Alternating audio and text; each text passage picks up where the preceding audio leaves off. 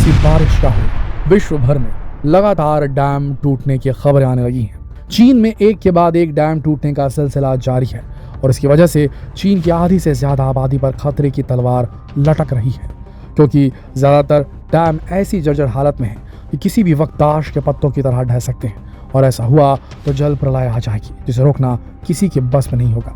आखिर इतने पैसे और रिसोर्सेज यूज करके बनाए गए डैम एक के बाद एक क्यों टूट रहे हैं? क्या ये नेचुरल है या कोई साजिश? जानने के लिए वीडियो को अंत तक जरूर देखें। 21 जुलाई को चीन में आई भारी बाढ़ के बाद 2 हाइड्रोलिक डैम टूट गए, जिसकी वजह से 100 से ज्यादा गांव प्रभावित हो गए। चीन के मंगोलिया प्रांत में आने वाली भारी बारिश ने 1 लाख से ज्यादा लोगों को प्रभावित कर दिया है। सड़कें नदियों में बदल गई हैं और पानी के तेज बहाव के साथ सब कुछ बह गया है। यही डैम मंगोलिया के अंदरूनी क्षेत्र में बने हुए थे, जिनकी कुल water reservoir capacity 146 cubic metre थी। दोस्तों, ये पहला मौका नहीं है जब बाढ़ की वजह से हालात बेकाबू हुए हैं। पिछले साल ही जुलाई में चीन ने बाढ़ का वो भयंकर मंजर देखा था कि खुद को महाशक्ति समझने वाले चीन के भी होश फाख्ता हो गए थे और उसे समझ आ गया कि भले ही चीन मैन्युफैक्चरिंग हब बन गया हो, दुनिया में महामारी फैलाकर पल्ला झाड़ लिया हो, लेकिन प्रकृति के आगे वो भी बेबस है। अब सवाल ये उठता है कि आखिर क्यों चीन में प्रकृति इस तरह तांडव मचाने पर तुली हुई है? क्यों एक के बाद एक डैम्स फेल होते जा रहे हैं, जबकि चीन को हमेशा से अपनी टेक्नोलॉजी और कंस्ट्रक्शन कैपेसिटी पर बहुत नाज रहा है? लेकिन एक के बाद एक जिस तरह उसके डैम टूट रहे हैं, इसने चीन के लोगों के मन में एक अनजाना सा भय भर दिया है। वो हर पल डर के साए में जी रहे हैं, क्योंकि चीन ने अपनी हर नदी पर हजारों डैम बनाए हुए हैं जो कि किसी भी पल टूटने के लिए तैयार खड़े हैं। चलिए चीन में डैमों की हालात के बारे में थोड़ा विस्तार से चर्चा करते हैं। दोस्तों, चीन ने अपने देश में अलग अलग नदियों पर 98,000 से अधिक डैम बनाकर पानी को बांधने की कोशिश की है, ताकि वो पानी को दूसरे देशों में जाने से रोक पाए। लेकिन अब चीन खुद ही अपने पानी में डूबने लगा है। हर साल आने वाली बाढ़ इस बात का सबूत है कि प्रकृति अब चीन से नाराज हो चुकी है।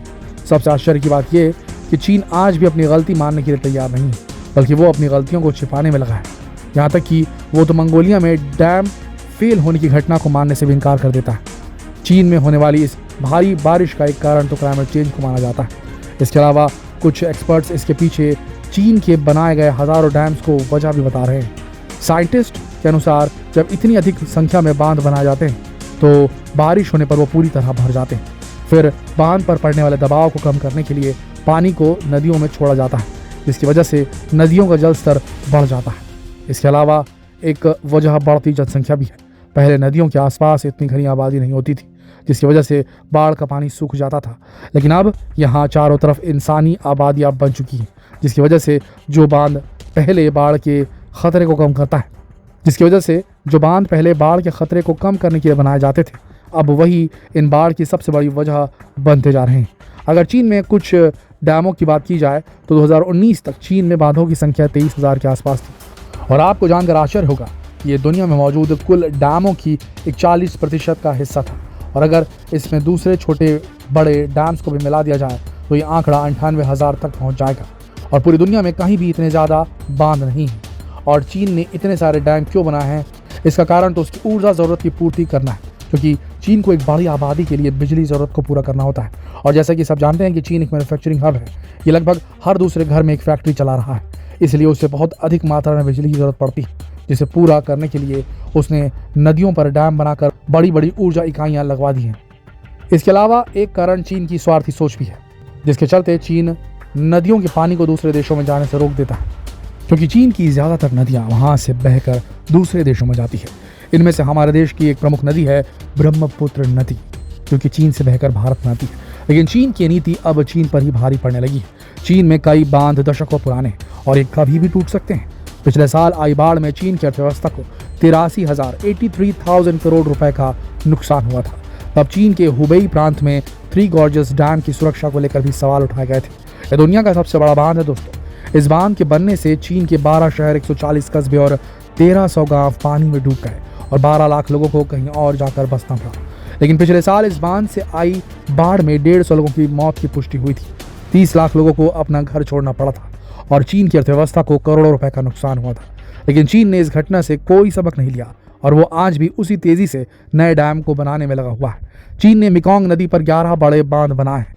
ये दुनिया की सबसे बड़ी नदियों में से एक है, जो चीन से निकलती है और म्यांमार और लाओस, थाईलैंड, कंबोडिया और वियतनाम जैसे देशों तक पहुंचती है। इन देशों में रहने वाले हजारों लोग इस नदी के पानी पर निर्भर करते हैं, लेकिन चीन इस नदी के पानी को बांधों के जरिए रोक रहा है ताकि इन देशों के लोगों को पानी की एक एक बूंद को तरसने लगे और पानी छोड़ने के बाद चीन अपनी सारी बातें इन देशों से हासिल कर सके। लेकिन अब चीन पर ही इसका भारी असर पड़ रहा है, क्योंकि हर साल इन बांधों में अधिक से अधिक पानी जमा हो रहा है और इस पानी को बहने का रास्ता नहीं मिल रहा है। लेकिन पानी अपना रास्ता बनाना जानता है, भले ही उसे बांध तोड़कर आगे बढ़ना ही क्यों ना पड़े। दोस्तों, ये तो हुई चीन की बात, लेकिन हमारे देश में हालात भी कुछ ज़्यादा अच्छे नहीं हैं। हमारे यहाँ भी हर साल बारिश के सीज़न के दौरान बांधों की दीवारें दरकने लगती हैं और ज़रा सा भी दबाव पड़ते ही बांध टूटने लगते हैं और पानी जल प्रलय का रूप लेकर अपने आसपास मौजूद हर चीज़ को मिटाने पर उतारू हो जाता है। हर साल बाढ़ के चलते सैकड़ों लोगों की जान चली जाती है, हज़ारों लोग बेघर हो जाते हैं। दोस्तों, इन सब के पीछे हम प्रकृति को पूरी तरह जिम्मेदार नहीं मान सकते, क्योंकि हर नदी पर डैम बनाकर हमने ही धरती को छलनी कर दिया और अब शायद प्रकृति हमारे कर्मों का हिसाब हमसे मांग रही है। दोस्तों, लगता है अब समय आ गया है कि हम अपनी जिम्मेदारी समझें और प्रकृति के साथ खिलवाड़ करना फाइनली बंद कर दें, ताकि हमारा आने वाला भविष्य सही हो सके, ताकि हमारा आने वाला भविष्य डर के साए में ना घुसे।